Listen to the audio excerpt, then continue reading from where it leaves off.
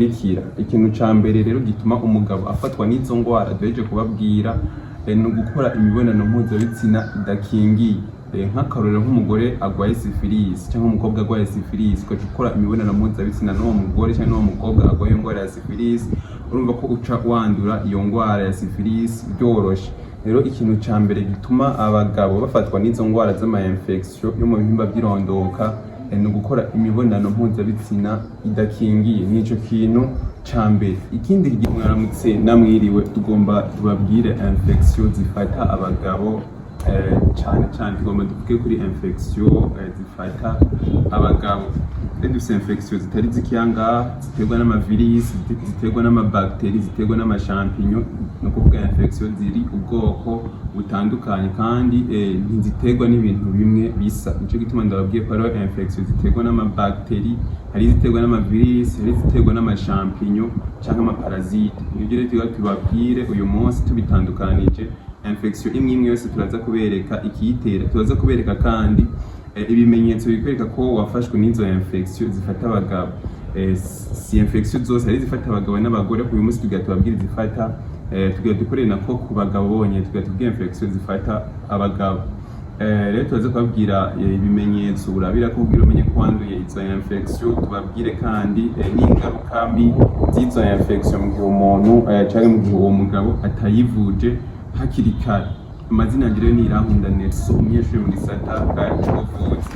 Rero infection mu yindi mvugo tuyigerageje kwisobanura ni ingwara ziterwa n'ayo mabacteri nyene, ziterwa n'ayo mavirus, ni ingwara ziterwa n'ayo mashampinyo, aho zigenda zikonona ibihimba by'irondoka by'umugabo ndetse n'inzira z'ibihimba by'irondoka by'umugabo. Aha twavuga amayihetere, amayihetre, ni ukuvuga inzira z'ibihimba by'irondoka ugasanga zarazibiwe na ya ma infection umugabo yagiye agwara. Rero avuze infection yo ku mugabo ni imigera, ni ingwara ziterwa n'imigera y'amabacteri, y'amashampinyo n'amavirus, ugasanga rero zagiye konona ibihimba by'irondoka by'umugabo. Rero iyo migera usanga yagiye konona ibihimba by'irondoka by'umugabo. Rero iyo migera cyangwa izo ngwara ziri ubwoko bwinshi. Turaza kubabwira iziterwa n'amavirus, reka duhere kuziterwa n'amabacteri. Ya mbere iterwa n'amabacteri ni ingwara twise hano chlamydiose. Iyo ni ingwara iterwa na Chlamydia trachomatis. Rero iyo ya chlamydiose ni ingwara iterwa n'uwo mugira witwa Chlamydia trachomatis.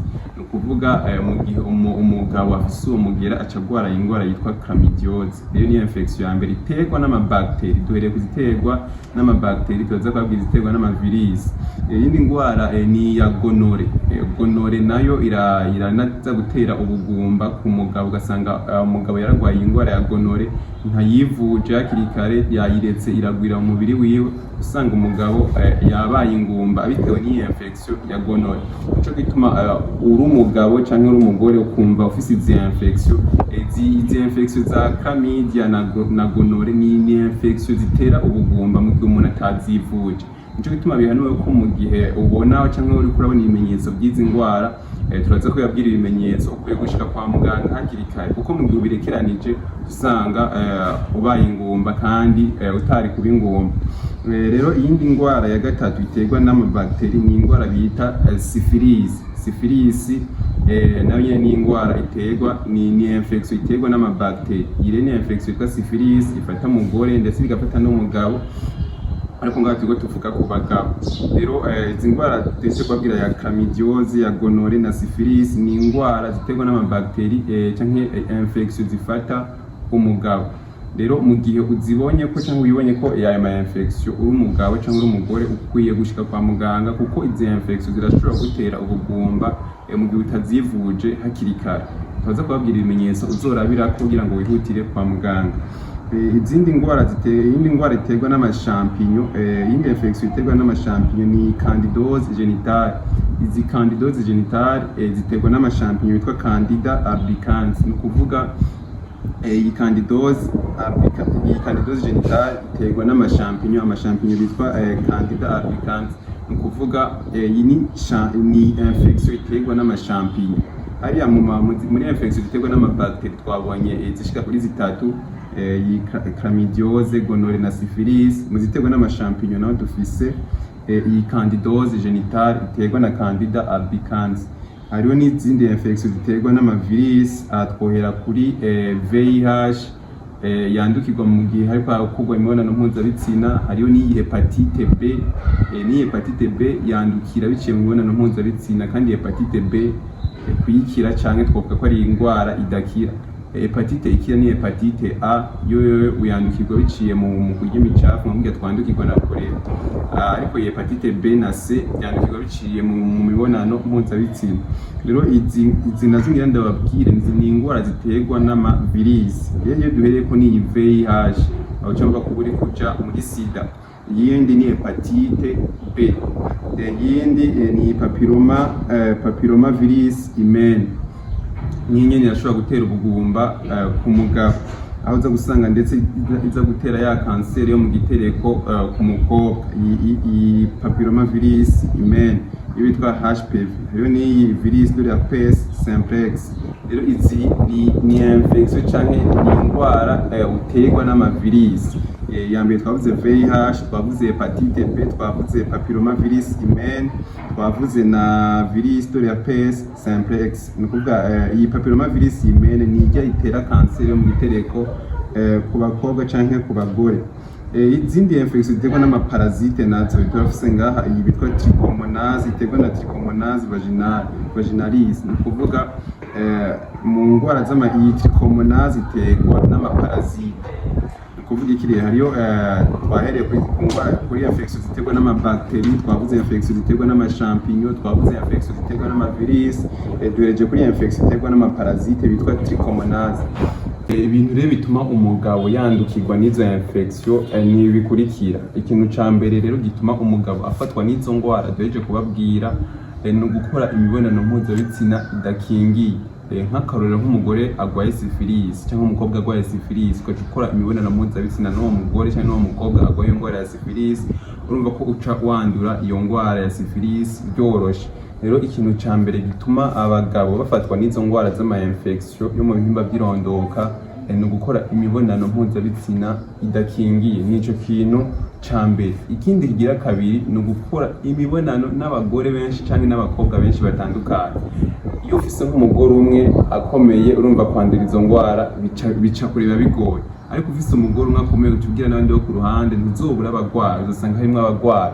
Rero gukora imibonano mpuzabitsina n'abagore benshi, uza gusanga muri abo benshi uza gusanga harimo abagwaye. Rero ko mu gukora imibonano mpuzabitsina niko uzoca usanga uri kurandura. Rero ikindi kigira kabiri gituma umugabo afatwa n'izo infection no gukora imibonano mpuzabitsina n'abagore benshi bagiye batandukanye. Ikindi kigira gatatu twavuga ni partenaire atteint d'infection sexuellement transmissible. Nukuvuga gukora imibonano mpuzabitsina n'umugore ayigwaye canke n'umugore agwaye izo zindi infection nababwiye ko izo infection zirandukira biciye mu mibonano. Rero uko ukora imibonano mpuzabitsina n'umugore agwaye, urumva ko uburiko urikwegera izo ndwara z'ama infection. Rero tubabwire ibimenyetso uzorabirako kugira ngo wihutire kwa muganga. Hari ibimenyetso uzorabirako kugira bikwereke ko ufise izo infection, kuko abantu benshi baragwara infection ntibabimenye, bakazobimenya yamaze kubasinzikaza. Abantu benshi baragwara infection ntibabimenye, bakivuza batevye, ugasanga umugabo yaramaze kubingumba canke inzira ziyo z'ibihimba by'irondoka zaramaze kuziba canke zaramaze kononekara, ku buryo umugabo atagifise ubushobozi bwo kubyara. Rero ni byiza ko mu gihe ukibonye ibimenyetso bidasanzwe ku mubiri wawe ukwiye gushika kwa muganga. Ikintu ca mbere ngira ndababwira ibimenyetso uzorabirako kugira ngo umenye ko ushobora kuba waranduye izo infection. Icambere uri umugabo ukumva uri kurasohora umwanda mutoya, ukumva umeze nk'uko umenga uri kurasha, uri kuraka mu bihimba by'irondoka, niyo bitwa brûlure anihina. Nukuvuga mu gihe uri kurasohora umwanda mutoya ukumva umenga uri kurasha, ico ni ikimenyetso ca mbere kikwereka ko ushobora kuba ufise izo infection. Mu gihe usohora ibintu vya blanc canke vya jaune canke bisa na vert, mu gihe usohora ibintu bisa na jaune canke vyera canke bisa na vert canke icatsi kibisi, ukwiye gushika kwa muganga, ushobora gusanga ufise izo infection. Nukuvuga ibi ni ibimenyetso uzorabirako kugira ngo ushobore kwiyumvira ko ushobora kuba waranduye izo infection. Ikindi ca kabiri ni fièvre, gushuha canke kubabara pendant l'éjaculation, canke ukagira douleur des testicules, canke ukagira démangeaison ou irritation, ukaguma ubabwa. Ni ibimenyetso bitari bike ushobora kurabira ko kugira ngo umenye ko ukwiye kuja kwipimisha izi infection, kuko benshi babimenya batevye bamaze gusinzikara.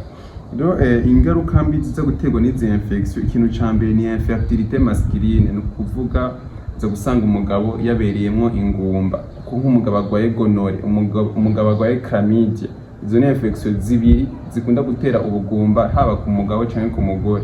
Rero izo infection mu gihe wazigwaye ntuzivuze hakiri kare, usanga wagize infertilité masculine, ugasanga wahora uvyara gusa harageze igihe ntusubire kuvyara bitewe na za infection wagwaye ntuyivuze. Rero ingaruka mbi ya mbere y'izi infection nuko uzosanga umugabo yabereyemwo ingumba. Ikindi ca kabiri, indi ngaruka mbi nuko umugabo azosha atangura kwanduza umugore wiwe, ugasanga umugabo yagwaye ariko yanduza umugore we canke ariko yanduza n'abandi. Ica nyuma nuko uzosanga umugabo ariko arababara mu bihimba vy'irondoka, akababara gose. Nivyo twari dufise tubabwira uyu